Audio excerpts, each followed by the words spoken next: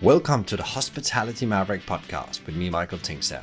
We at Hospitality Mavericks are here to inspire leaders to create hot-centered and profitable businesses from the inside out, the kind that both employees and customers love and support. Thanks to BizSimply for sponsoring this episode as our show partner, and BizSimply is the all-in-one HR, workforce management, rota and operations software designed and built by hospitality experts to make every shift run like clockwork. And we join forces to help the industry to find new ways to become even more innovative in how we lead our people, how we operate, to how we grow our businesses, to how we serve our customers. Together we want to share strategies and tools that can make the industry thrive long term, not just survive. Good tech is the savior. I do hold a view that the real estate sector has been extremely poorly served by software to date, and not the fault of the end user at all, but more the fault of poor design, poor implementation. And over 20 years ago, I was involved in some of these projects myself. They didn't have the end user experience enough in mind. And we put the end user experience absolutely at the fore. It's the camera, it's the phone, it's the feel, it's the emotional connection. And I think really good tech will succeed. One of the analogies I use, Michael, is Microsoft Word. You and I pay for 100% of Microsoft Word, and we use 1% of it. And when I say good tech, we at Snapfix, we only want to work on that 1%, but the 1% that people will use every part or most of your solution. This is Paul McCarthy, CEO and founder of Snapfix, the simplest facilities and maintenance platform on the planet.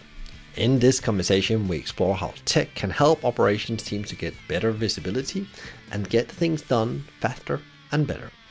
Paul shares his journey with Snapfix and what he has learned when it comes to building tech that people want to use. And he says it's really important that workplace tech should be as good, if not better, user experience than consumer tech. Think WhatsApp. He also shares some incredible learning about implementing Snapfix into hospitality businesses, and there's some real gems here to improve your operational efficiency. Paul gives some great entrepreneurial advice along the journey as well, especially on how to build better businesses. Before you tune in, please sign up for a weekly newsletter, Maverick Talk, via hospitalitymavericks.com. Here you find much more insight into what Maverick leaders know and do, and you will never miss a future episode. So now, let's get started.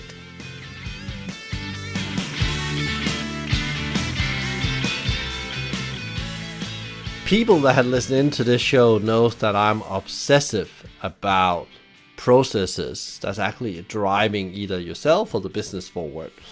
But I'm also obsessed with checklists, because checklists are good at helping you drive that process, or making sure actually doing your 1% every day. And actually that's the area we are in today when we're gonna have a chat with Paul now, because Paul has this incredible thing where you take pictures of things and then people just communicate in a totally new way. So it's actually like checklists on steroids, I was thinking, as I was preparing for this interview. Or more, making things easier for people actually has to hand things over to other people. So I hope I haven't butchered the philosophy around Snapfix, but welcome to the show, Paul. It's absolutely a pleasure to have you. Thank you very much, Michael. I'm absolutely thrilled to be here speaking with you today. So, for the audience out there, just the top line of your story and how you came to launch an app that actually make life easier for especially frontline people when it comes to run their businesses. Where did that idea come from, and how do you end it there? Sure thing. So my background is with I have about 25 years of computer software development, and in parallel with that, I've always been managing commercial and residential buildings as part of a family business. And about 5 years ago, I was becoming very frustrated with the number of post-it notes, text messages, emails, people tapping me on the shoulder, information being all over the place in relation to communications between tenants and contractors who would actually do the work. And I noticed at the time that WhatsApp was the tool of choice. It was very visual and very, very simple. But as we all know, it's a wonderful tool for chat, and it just wasn't fit for purpose for getting things done and progressing a workflow of activity to completion. So I set about to build Snapfix using all of the best of social media, photos, tags, messaging, and apply a traffic light system: red, yellow, and green. So red means something needs to get done, yellow it's in progress, green is completed, and having a real focus on simplicity to allow people to take photographs and then use traffic lights to communicate and collaborate. And I believe that there is no simpler system than Snapfix for managing buildings, infrastructure, and equipment. So, can you tell us a bit about that? What is the purpose, the vision and mission for the business? Because now, if we go on your website and from our conversation, I can see you started somewhere and now it's developed into multiple industries. And what is like there's always, as a founder, I know there's a deeper vision and passion than just a product. It's more than a product. Correct. We're on a mission to become the maintenance platform for the world. Nobody's ever done this before. You don't get to go to the local library and take a book out and say this is what we're going to do. So we're inventing a new future for people to allow them to use the powerful device in the palm of their hands, the phone, with the powerful camera that's in that phone, to be able to communicate effectively. We started out initially in hotels and hospitality, and they really took to Snapfix because they demand high quality, they operate 24/7, but more importantly, they have a large audience of multilingual staff. And some of the most rewarding feedback we get from our customers today in any sector is that people who speak multiple languages can communicate super efficiently and now collaborate super efficiently as well without the use of traditional language. Yeah, and I think we'll come back to that because I think it's really interesting when you said you use the social media bit and also things that people know as a consumer when they go to work. And actually, there's no like language barrier, because one of the things I often see with workforce technology in general is that you need to text or you need to do something. Then actually, it can actually hold people back, whereas their second language is maybe English, and not do it. Or for that sake, I'm Danish originally. I've seen it even like in operation in Denmark where people didn't, because they were not 100% at spelling. The spelling was not, or they were feeling they were struggling a bit with the academic skills. So we'll come back to that in a second. But what exactly, you said that you want to be, the world's biggest maintenance platform. But what is so unique with you guys that you can become that? What makes you stand out? Like compared to, there must be other tools. There are plenty other tools, and thankfully most of them are just too complex, and many people think more features is a better solution, whereas we take the opposite view. With Snapfix, everything starts with a photo, and if you can take a photo, you can use Snapfix. There's no forms to fill out. There is nothing complex. We require zero to very, very little training for all of our users, and if people like Instagram or WhatsApp, they love Snapfix. We try to use the same principles because those social media tools, people get emotionally attached to them, and we want to bring that into the business world. We want, and we already do have people emotionally attached to Snapfix for getting their work done just very, very efficiently and saving them time every day. And what is that you're gonna change when you become the biggest maintenance platform in the world? What's gonna happen? How is the world gonna look? What is the change you envision as a founder? When I look at the languages of the world, many languages are dying these days, and one of the most recent languages that was created was sign language. And when we really think into the future, we believe we're creating a new type of language using photos and traffic lights. And I heard a great expression recently, which is the camera is the new keyboard. So it really allows us to communicate really effectively, irrespective of language. So that's one thing. We're essentially creating a universal language.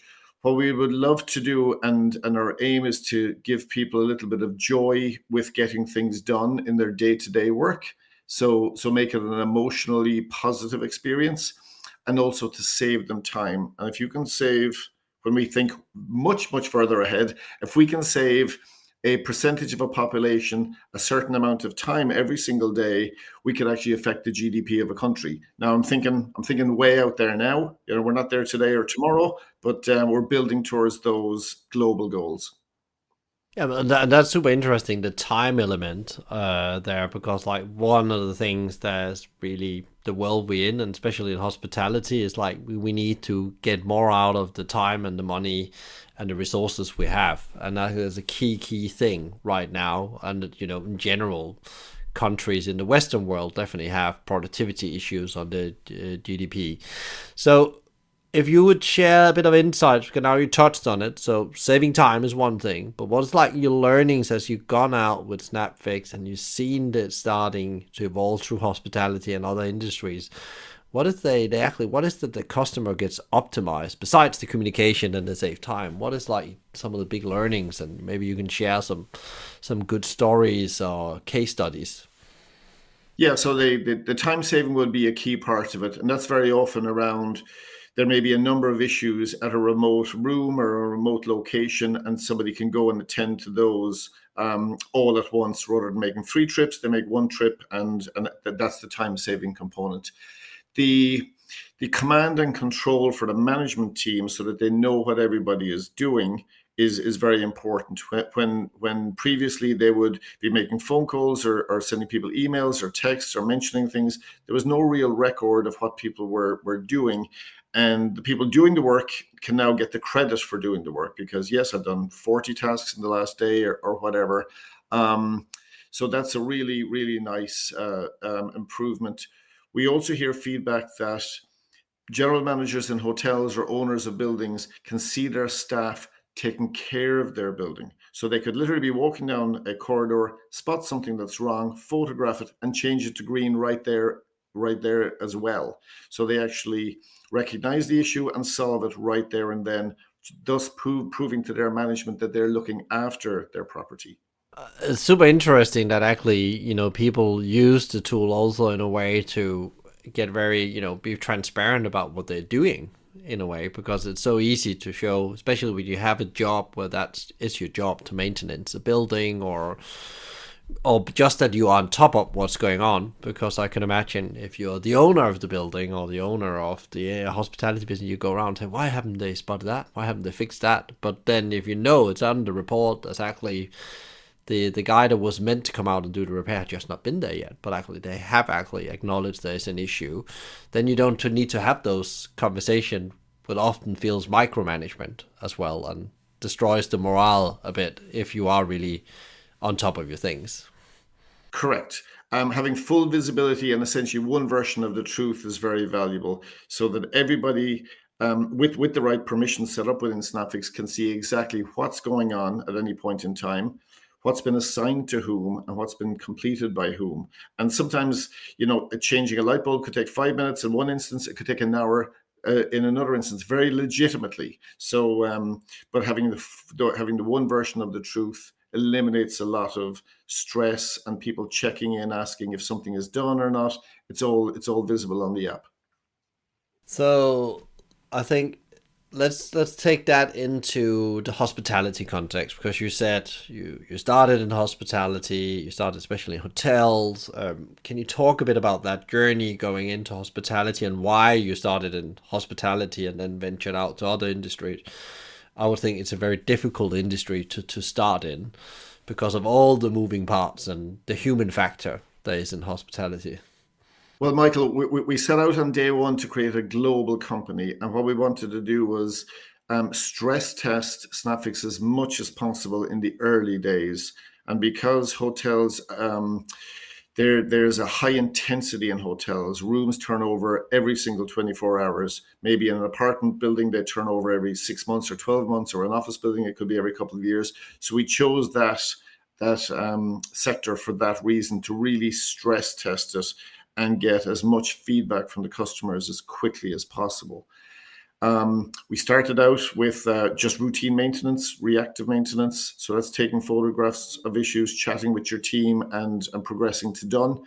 And then we progressed to planned maintenance, which is, we have to check the filters and the air conditioning units every 4 weeks, et cetera, et cetera. And then we implemented a checklist feature, which has allowed us to do very, very efficient fire safety checks. So very often hotels do up to 3 fire walks every single day. They check that the fire extinguishers are in place, the emergency lighting is okay, but most importantly, that fire exits are not obstructed. And that can be done extremely efficiently now, walking around with your phone and touching your phone on little electronic smart tags at each of those locations. And that's been a surprisingly popular and very active use case for us, which we probably wouldn't have anticipated on day one. But fire safety checks, health and safety checks, security checks have really taken off as well. Yeah, so from a foundation, when you go into hospitality, is really around compliance and getting ticked off these important things and have evidence that you actually been and checked that. What else would they use it for in a hotel business if the audience think, okay, yeah, I get that. What else have you seen Snapfix been used for in a specific hotel business? So what's encouraging for us is when people use the platform and we haven't prompted them to use it for that use case. And a number of those come to mind. One would be lost and found. I had no idea how big an issue it was, which it is in hotels. On average, with many of our hotels, it would be 1 item per room per week. So if you've got 200 rooms, that's a lot of items every week and every month. And the story I normally relate is, when you return a teddy bear to a family, you've got a customer for life, and probably a positive guest review on TripAdvisor. And in Snapfix, it's as simple as when somebody finds something, they just take a photo. It's in the lost and found group. It's in red. When they identify the guest to return it to, it goes to yellow. And when it's returned, it's green. So they're using the same tool for that use case as well. Another one would be before guests arrive and after housekeepers clean a room and prepare for the next guest. Very often they take photos of maybe some really nice pieces of equipment or gifts that are in the room. Gift is the wrong word. Towels, gift bags, things like that sometimes end up in people's suitcases inadvertently. So they use it to track what was there before the guest went in and maybe what was there when the guest moved out. So and then they try to do it in the nicest possible way to say maybe you put a bathrobe into your suitcase by accident, and we'd love to have it back. That's some interesting use case I haven't even thought about. But again, all things that can help either boost sales, but actually also optimize the bottom line, so you don't have too much, churn on your towels and bathrobes and so on. What is your, have you done it outside hotels within hospitality? Has been used in a restaurant setting? Is there anything like that? Because I know there's like a big audience within restaurants on this podcast as well, thinking, well, how can I use this? Because I don't walk fire drills 4 times a week, and I don't have guests that forgets things or nicks things. Yes, we would have many restaurants using Snapfix as well for exactly the same reasons. It would be routine maintenance as well as that fire safety checks. Also security checks, and sometimes when you have multiple duty managers over the course of a day, doing handovers of different tasks in a very, very efficient manner. Outside of that, we would have, motor car showrooms, they're like beautiful lobbies of hotels, many of these. So they really look after their brand standard and the customer experience when they walk through the door, as well as our retail stores in the same vein. Then that's super interesting. So exactly one of the 2 things we've seen here is like there's a compliance angle when people start out, but then actually what they do is actually they adapt the tool and use it to many different ways. It's probably the front line to find out, well, this is smart, I can do this. Is that the management, or is actually the frontline employees that actually run with this, and where you have started seeing different use cases with the tool? It's a combination of both. It's normally down through people's use of the platform, and then they think, I could create another group for this use. Maybe we're renovating a room or we're doing some small project, and they create a specific group for that, add in the appropriate people into the group, and then get things done in that group. And when the renovation is complete, that group just kind of drifts to the bottom of your Snapfix. It's always there. You can always access it, but it's no longer part of your day-to-day work. Just like a WhatsApp group would drift to the bottom of your WhatsApp stream over time, if it didn't have any activity. So we see people just creating groups for their own reasons and small mini projects all the time, which is very encouraging. So yeah, you mentioned just WhatsApp, and I actually wanted to touch on it earlier because I guess that people would say, why should I pay for a platform, or why should I have a platform if I can just use WhatsApp? What is the key reason for not using WhatsApp besides it's get blended in with so much else? One of them is the time savings reason, because if you have 100 snags or issues in a building over a course of a week, you will be scrolling up and down through WhatsApp all day long, and you won't know what's reported, in progress, and completed. So you've no command and control or tracking ability on it. The second one is all of the data in Snapfix is private and secure to the customers, which would be a differentiator as well. Good, good, good. So, what is your view on tech then? Because you don't carve, you spend your tech, but also you run a property business. It's like tech, the solution for building better business. There's been a lot of talk about like tech as the savior, especially in hospitality. Tech is the savior. That was going to do it in the future. What is your view on that? I think good tech is the savior. I do hold a view that the real estate sector has been extremely poorly served by software to date, and not the fault of the end user at all, but more the fault of poor design, poor implementation. And over 20 years ago, I was involved in some of these projects myself. They didn't have the end user experience enough in mind. And we put the end user experience absolutely at the fore. It's the camera, it's the phone, it's the feel, it's the emotional connection. And I think really good tech will succeed. One of the analogies I use, Michael, is Microsoft Word. You and I pay for 100% of Microsoft Word, and we use 1% of it. And when I say good tech, we at Snapfix, we only want to work on that 1%, but the 1% that people will use every part or most of your solution. Yeah, and that's interesting, especially when you see people launches tech platforms that can help. And actually, yeah, often they start with the real spec, the 80% that everybody needs to solve. But then they start to get dictated by clients about how they should build that tech, especially if it's a big client that comes and say, we need this.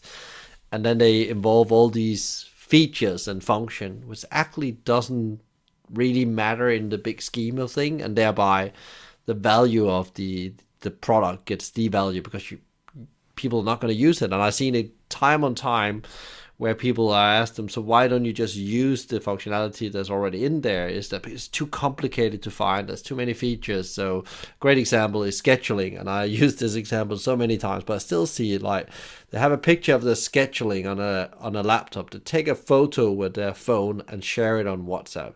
Well, there is a function to share that, but it's just hidden by all these layers of functionality and analysis which nobody uses. So it's actually getting down to that scope of what is the 20% that gives 80%. Great point. I studied quite a bit how Steve Jobs and Johnny Ive designed the first iPod and then the iPhone, and they really taught me to have a relentless focus to eliminate everything that's not absolutely necessary. And I've even instructed our product team to remove 10% of Snapfix every single year, so we can run data analytics and see, we may have put in a feature, and if it's not getting used, we just take it out. So we carry nothing forward that's not valuable to Snapfix. Oh, super interesting approach again, and I guess also that makes it a better product in the long run and more value for the end user, because they have a better smoother product. Yes, our golden rule for putting any new feature into the product, and it takes quite a bit of debate and quite a bit of decision making to allow something new in, is it must be the simplest version that we can come up with, and it has to be universal. So simple and universal are our golden rules. To put a ducktail on this also, like one of the things I often hear with tech and hospitality is like it's very difficult for people to get people using it and actually make it, sticky in the day-to-day operation. What is your experience with that, and why do you think that is the case for a lot of technology that's implemented in hospitality? Well, I come from a history of poorly designed software, which much of it was forms based. So you're depending on the designer of the form to satisfy the needs of a very wide audience of people. We've taken the opposite approach, and we start first with the camera, and then we offer groups and tags, and and then users, of course, and the combinations and permutations you can have by combining groups, photos, and tags is infinite. So we allow our customers to configure their Snapfix to suit their purpose. And you haven't then when you've done that, you haven't had that conversation with the users or the operators that actually we're struggling to get the people to use that because they already that's what they do. So actually, what you're saying is like think like consumer tech in the workplace place in principle. Correct. And we're very open to people using the software that they want to use. So we've built Snapfix as a platform. So the next number of iterations of Snapfix will allow people to use WhatsApp as the front end, or Slack as the front end, or email as the front end. They can use whatever front end they wish, whatever's on their phone at the moment. They don't have to use our app. One of the other successful features that we've had recently is putting QR codes in buildings. So somebody doesn't have to have Snapfix on their phone in order to contribute to the Snapfix of a building. They just point their smartphone camera at the QR code, and it launches a generic form, and you can take a photo, add some notes, and you've communicated to the team within the building without having an app on your phone. So it's also a bit again back to consumer tech. How can we actually make it easy for the person, the user, to actually activate it? A bit like when they want you to buy stuff, they put QR codes on the tables and so on and so on. So it's the same kind of thinking again.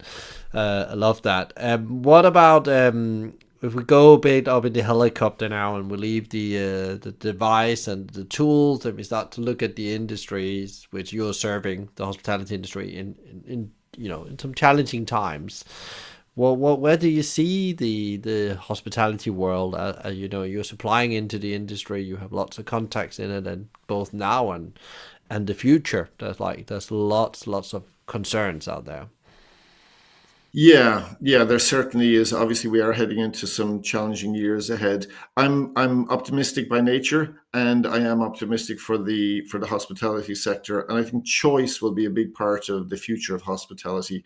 I love really really nice hotels with beautiful interiors. And recently, I stayed in a hotel in New York that was a contactless hotel. So I was given a key code to get in the front door and a key code to get into my bedroom, and there was not a single person in the building, which was a new experience for me. It wasn't a perfect experience, but it's getting close. So I think having a choice in hospitality will be a big part of our future. Obviously, the two main challenges that the hospitality sector has at the moment is labor shortage and energy costs. And it's why Snapfix is helping many customers and hotels with reduced teams, to make those reduced teams just more efficient, because they have just less people on site. We can't do anything on the energy side of it, although we are seeing people create Snapfix groups recording that maybe exit doors are being left open, so they're wasting energy. The hot taps are running too hot. Taps are left running, so it's all around helping to reduce some of the waste in the buildings. But obviously, the price of oil and gas is a big concern for the sector. Yeah. What about is there like you mentioned there's a number of issues. There's like a pressing issue that you would love to see disappear from the industry, and that will make it easier both for you and your clients.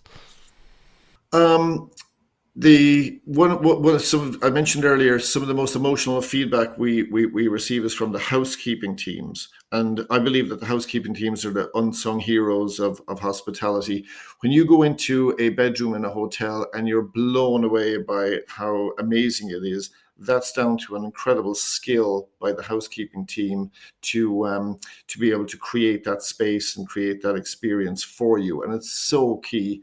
Um, many of the housekeeping teams have left the industry because of COVID, and I think to encourage them back, the hotels and the hospitality sector need to be creative and make it a much more attractive position, because it is a fabulous skill to be able to do what they do.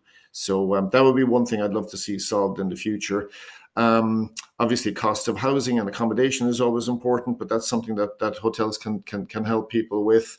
And now with the ability to communicate and collaborate, it allows people with many different languages to work together without it being stressful. So yeah, that's one area I'd love to see a lot of improvement. Yeah, and we often forget that part of the front line. You're absolutely right. I thought it was a really, really good shout out, Paul. What is for you? You're a business owner, and you have been in, since the pandemic. It's been a bit of a, rocky road forward, and I guess that's been for all businesses. You do tech or you do food or whatever. There's lots of change, new things ahead, and that we have to be so agile and change all the time, and that's all good, and we all lean into it. But like, what has been like your top learning in all this? Because it's like being going into a new paradigm, I think, as business leader. I definitely felt that myself, that like lots of new ways I need to accept how it is. Yeah, there's a few things stand out. Team, having an exceptional team is just so critical. I was so fortunate to meet my co-founder, our CTO, Cathal Greeny, and he's a visionary, and he is building the most wonderful and architecting the most wonderful system for the future for Snapfix. I mentioned earlier, people can use whatever is on their phone. But leverage the Snapfix platform. They can use Slack or WhatsApp or email or whatever they want, or their voice. And he's got a real command of that future. So meeting the right people and working with the right people, and the rest of the Snapfix team, we're a small team, but we're a team of 8 players, and the difference between one person and another person could be 100x. It's just phenomenal when you choose the right people, and it's taken us a little bit of time to get here. And the team we have now is just to a person exceptional. So that's one thing I would have learned over the years. Be patient, talk to enough people, and choose the right people. Yeah, I think it was Jim Collins says something in like this, like great vision without great people is irrelevant. And I think that's what you just said there. And I love that, because actually, yeah, it goes for any business. Like, one thing also I've learned is like, the people that really stick with you through the thick of things. And not because they're just loyal, but also because they help to find the right solution. They ask the right questions. You should gather yourself around more than, and it takes time, as you say. It's a patient game to find the right people for the right seat. Doesn't mean they're not right somewhere else, but there's lots of people that's not right for your business and culture. So I thought that was a really good. And then giving them the autonomy to go with it. It does lead to a lot of emotional um, and intense debate in the company, and that's great, because you want people who take control or take ownership of their own part of the business, and they fight for that to do the best they can in it. And sometimes I would ask a question about something, and I wouldn't know as much as they would about it, and you just put your trust in them that they do. Yeah, yeah, and that's very important. Like, I think especially in the times where now, with go back to our industry with labor shortage, actually we let go, and doesn't mean we lose control, but actually we put the trust in the people we've selected to run the business. Else we have another job to do, as I normally say. Then the right people on the bus and the wrong people off the bus, then that's your job. How is there anything that you are extremely excited about right now, Paul? Where you think like, I can't wait till this happens. It could be something with the product, could be something else. What is it that is on your mind? It's just something that's happening in the world. Very soon we'll have 5 billion adults with smartphones, all connected together. That is just a phenomenal network, and every one of those adults can communicate and collaborate with each other today if they wish, and they're all connected. The smartphone that's in everybody's hands is just incredibly powerful. The sensors within that are just going to be improving over time. Today we take a photo and we capture the photo in the GPS position. I'm excited about the future of 5 and 10 years time when we take a photo, we'll take the air temperature, we'll take the air quality, we'll take the humidity, we'll capture additional information around the time of that photo being taken. So I'm very, very excited about that, about the power of the phone, the power of the camera in so many people's hands. And that's interesting. If that's used for good, it can be very powerful, and it could also be a really big challenging situation if it's not used for good. So it's like we can actually change the world, and many of the challenges we have, you said, indirectly there, if we use the tools for the right reason and for the right things.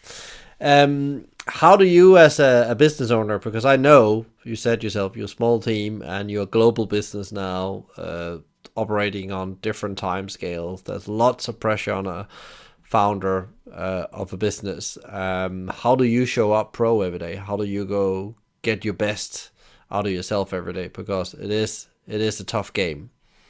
It is incredibly tough. I've unfortunately fallen in love with the problem, and I have the vision. I have a vision that everybody can use Snapfix at some point.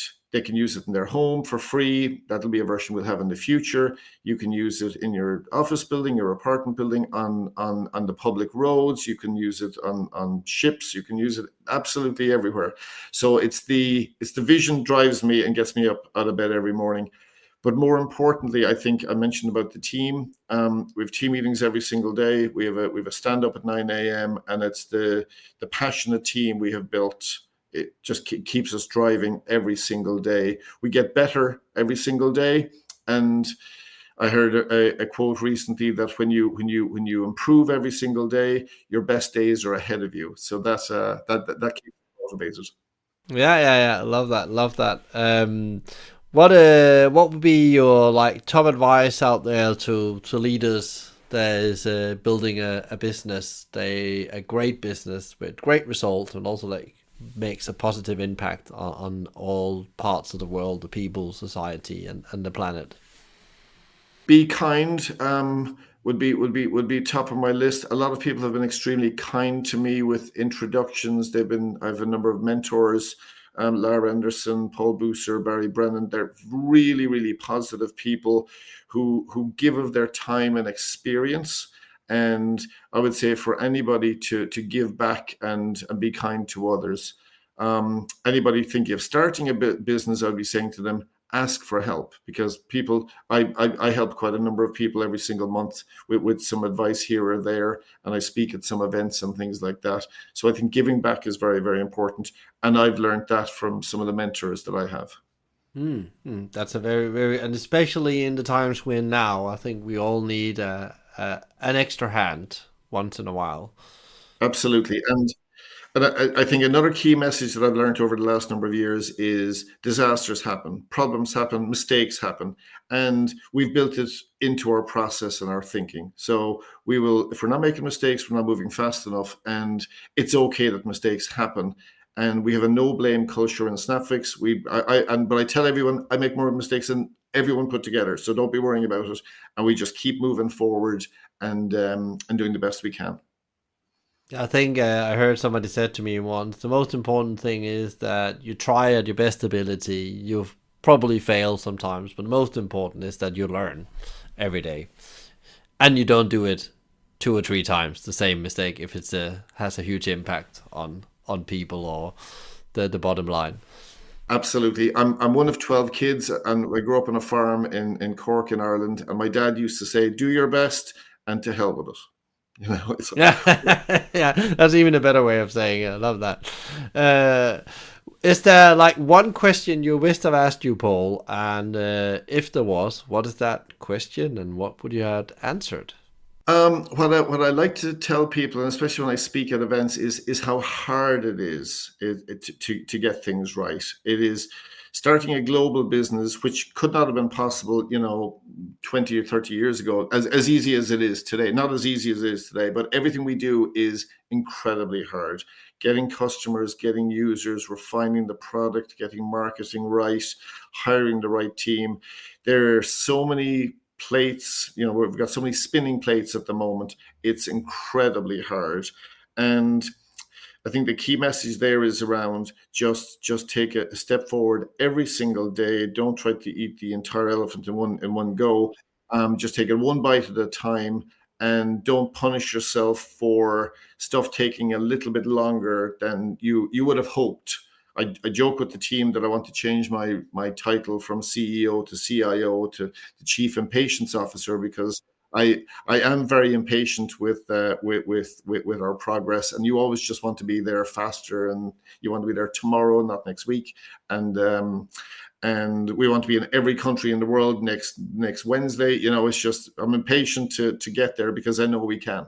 Yeah, it's super interesting what you said, and it was like one of my biggest learning in leadership, and especially when I went from more operational role to more strategic role, where actually I was suddenly dealing with elephants, not with projects. It was elephants, it was mammoths and within that there was multiple projects, and I'm part of a startup now, and I think my partner there is very impatient. So I said, well, sometimes things just takes the time it takes. So if we just do 1% better today, we're 1% ahead, where we were this morning. And if we done the things we agreed, then we done them, and then that's okay. And things will happen. And some days you accelerate very quickly, and other days it's a slog. Nothing happens. You're hammering on that door and nothing happens. So then suddenly there's a release, because you hammered enough time to go through the door. So I totally agree with that, Paul. Very, very good thing, because actually also it's part of why it's hard. That is because you actually have to lean into that. It's small incremental progress or change that actually makes the breakthroughs. So love that. Where can people find you, Paul, if they wanna talk with you to know more about Snapfix, but also maybe just want to reach out because they said you should just ask. So some people maybe will think I'm gonna go and ask Paul about one of my problems. Fantastic. Of course, we're on snapfix.com is our website. I'm on LinkedIn, and my email is paul@snapfix.com. Happy to hear from any of the listeners and help wherever I can. We're on a mission to be, the maintenance platform for the world. You can manage any size of building for a cup of coffee a day, and we welcome feedback at all costs. That's one thing we embrace feedback. And we just want to make Snapfix better every single month. Great. Thank you so much for coming, Paul. I send you and the team power and energy for the time ahead, and good luck by taking over the world of maintenance platforms. We're taking over the world one snap at a time. Thank you very much, Michael. I really enjoyed that. I really appreciate that you're listening in.